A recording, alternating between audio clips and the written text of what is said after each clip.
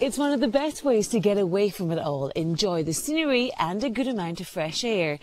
But I won't be needing these or this. Instead, I'll need these. And I certainly won't be pounding any pavements. Where we're going to go today is we're going to go down beside the river, and then we're going to do a left turn up. See the trees over there? And then we're going to go from there a bit higher until eventually we'll get up to the snow line. So stay with your guide and you won't get lost. We've been going for just under 3 years, and really our main offering to people is that we offer running holidays, and we tailor holidays for people who want to include running in a holiday. It really doesn't matter whether you're almost a complete beginner,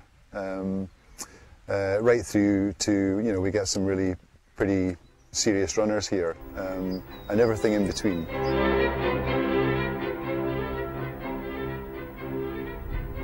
We also offer specific training weekends throughout the year at a couple of key locations, Doonside House, where we are today, and the trails here are just limitless.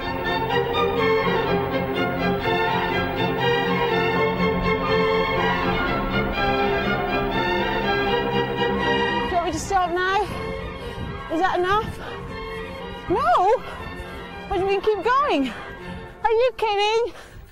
The large country estates, which traditionally have been the sort of hunting, shooting, fishing estates, are just ideal places to go running because you've got all these trails all over the countryside. Wow! 4 seasons in one day. We've had rain, hail, snow and sun.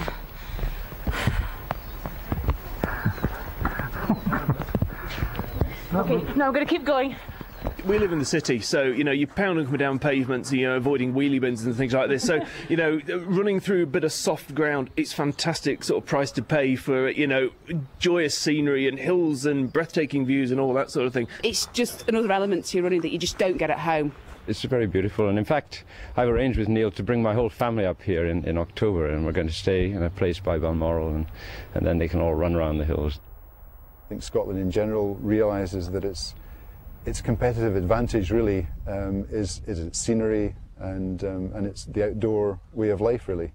And there's so many things that you can do, whether it's running or walking or cycling or climbing or canoeing.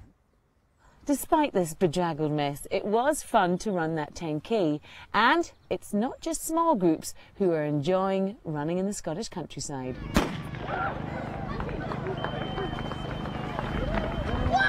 There are thousands of people taking part in events like these, big organised races that make the most of our scenery, and today I'm at Balmoral. Here we go. All you need is a half-decent pair of trainers and you can come along and just take part in something like this in the most wonderful scenery. You know, people talk about this event as being the most scenic road race in the UK, and I think that's absolutely the case. You know, I think you'd struggle to find somewhere else with this kind of setting. These races are becoming a big business. It's estimated that last year's Loch Ness Marathon generated an amazing £1 million for the local economy. And with new events springing up every year, people really are flocking to run in the Scottish outdoors. The turnout this year is great, it's a record. The weather's not so good as it's been the last couple of years, but it's still pretty good for running.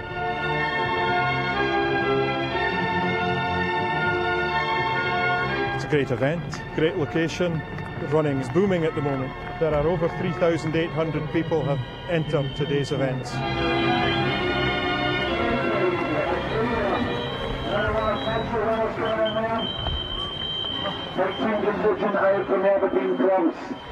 Running in the Highlands, he said, just a couple of 10Ks. What does that producer know? He can get off his lazy ass in the studio, get out there, run himself. But go for it, guys.